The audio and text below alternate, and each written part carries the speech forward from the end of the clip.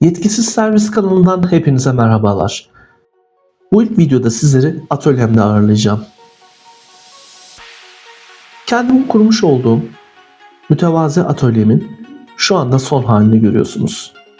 Hadi gelin bu dağınıklığı bir ortadan kaldıralım ve tamirata başlayalım.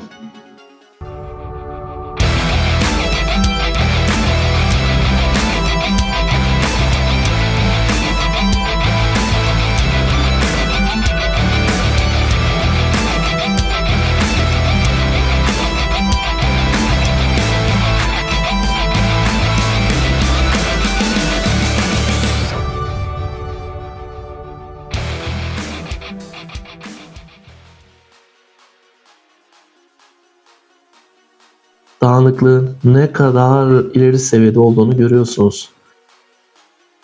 Aslında normalde bu kadar dağınık değilimdir. Ancak bir şeyleri tamir ettikten sonra bazen toplamaya fırsatımız olmayabiliyor. Genel yapı itibariyle atölyemde mütevazi düzeyde pek çok tamir yapabileceğim malzemem mevcut. Şu anda görmüş olduğunuz yer yaklaşık 5 metrekare büyüklüğünde uzun ince bir bölüm. Bu arada bir şey dikkatimi çekti. Sanırım atölyemin ışıklarından biri patlak. Tanıtım videosundan sonra yapacağımız ilk tamirat böylelikle belli oluyor. Elektrik malzemelerinin olduğu pek çok çekmece, yazın çay demleyebileceğimiz güzel bir semaver. Şurada kendi başına duran bir akü var. Şu anda ana masayı görüyorsunuz. Hadi gelin bu ana masayı hızlıca bir toplayalım. Böyle daha iyi. Her şey yerli yerinde, olması gerektiği gibi. Burada aletlerin asılı olduğu kısmı görüyorsunuz. Aslında uzunca bir süredir burayı değiştirmek aklımdaydı. Fakat nasıl bir düzen kurarım bunu henüz şekillendirememiştim. Öncelikle işe bütün malzemeleri askıdan alarak başlayalım.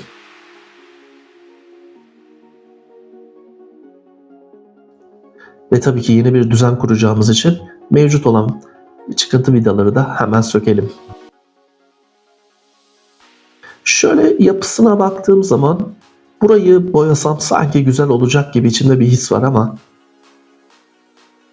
siyah yağlı bir boyayla hemen ilk fırça darbelerini alana uygulamaya başladım.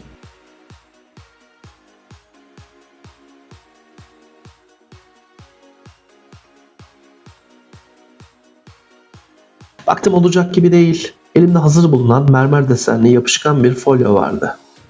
Folyoyu direkt kaplayarak boyamaktan vazgeçip işimi biraz daha kolaylaştırmayı düşünüyorum. Genelde bu tür folyoları uygularken hemen köşesinden bir kısmı açın ve ardından o kısmı yapıştırın. Daha sonra alt kısmı aşağıdan asılarak yavaş yavaş yüzeye uygulamaya devam edin. Size küçük bir sır.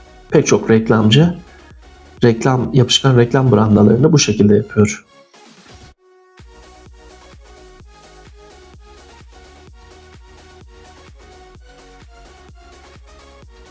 Boya denemesinden kaynaklı yüzey ıslak olduğu için ilk başta yapıştırmakta bayağı bir zorlandım.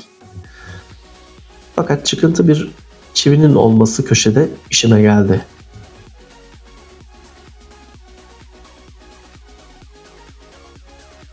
Bütün alanı kapladıktan sonra arkadaki koruma kağıdını tamamen çıkartıyorum ve artık aletleri teker teker asabilirim.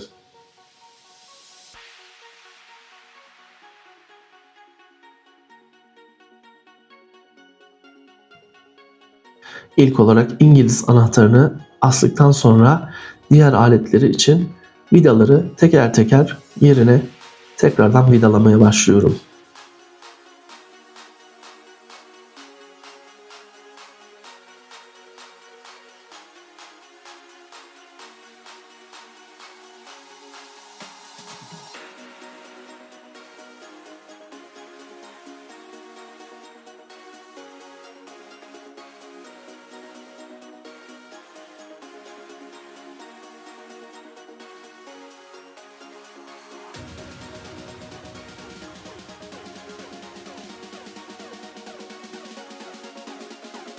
en son cımbızı da yerleştirdikten sonra artık aletlerimin asılı olduğu yer daha işlevsel hale geliyor.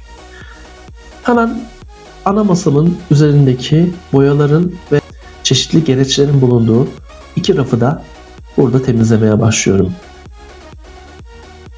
Uzunca bir süredir aklımda olan bu açık anahtarların yerini değiştirme fikri bir anda tekrardan aklımda beliriyor. Bulmuş olduğum bir kontraplak parçasını hemen hiç vakit kaybetmeden olacak mı diye deniyorum. Eğer aklımdakini yapabilirsem muazzam bir arka plan olacak benim için. Ama önce daha önceden asmış olduğum anahtarların yerlerindeki kalın medefeyi sökmem gerekiyor. Tüm vidaları söktükten sonra yeniden deniyorum fakat o da ne? Aşağıda 2 tane daha vida olduğunu görüyorum. Çok uzun süre önce bunları montajladığım için haliyle yerlerini bir an hatırlayamadım. O 2 vidayı da söktüğümde tahta boşa çıkmış oluyor. Hemen onu alıp yerine yeni arka planımı yerleştiriyorum. Kontraplağı sabitlemek için önce bir tane vida atıyorum. Duvarda yalıtım malzemesi olduğu için vidanın girmesi çok kolay oluyor. Sağlamlığını da kontrol ettikten sonra artık anahtarlarımı asabilirim. Tabi asarken numaralarına bakıyorum ki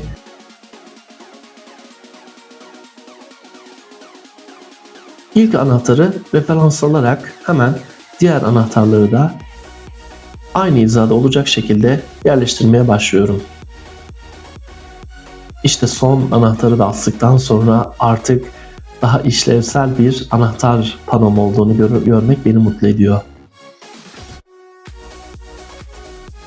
Bu sırada bir termometre elime geçiyor. Fakat termometreyi koymayı planladığım yer termometreden kısa olduğu için termometrenin fazlalıklarını kesmeye başlıyorum.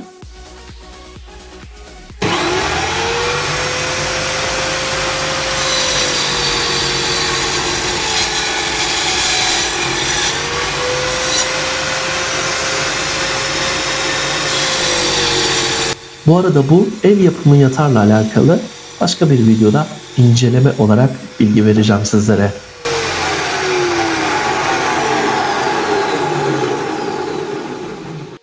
Termometremizi yerleştirdikten sonra hemen temizlik fırçasıyla daha önceden biriken tozların tamamını alıyorum. Yukarı kısımda bulunan boya rafını da düzenlemek için boyaları aşağıya alıyorum. Yine malum fırçamızla boya rafının olduğu kısmı tozunu hemen alıyoruz. Aslında bu temizlik videolarının pek çoğunun neden rahatlatıcı olduğunu şu anda bu videonun montajını yaparken çok daha iyi anlıyorum. Tekrardan boyalarımızı raflara daha nizami bir şekilde yerleştiriyoruz. Bunların pek çoğu akrilik olarak belirtilen boyalar. İçerisinde düz akrilik, metalik ve çeşitli vernikler bulunuyor. Boyaları yerleştirdikten sonra aşağı kısımdaki alanı da hemen düzenliyorum ve sık kullandığım malzemeleri yerlerine yerleştiriyorum.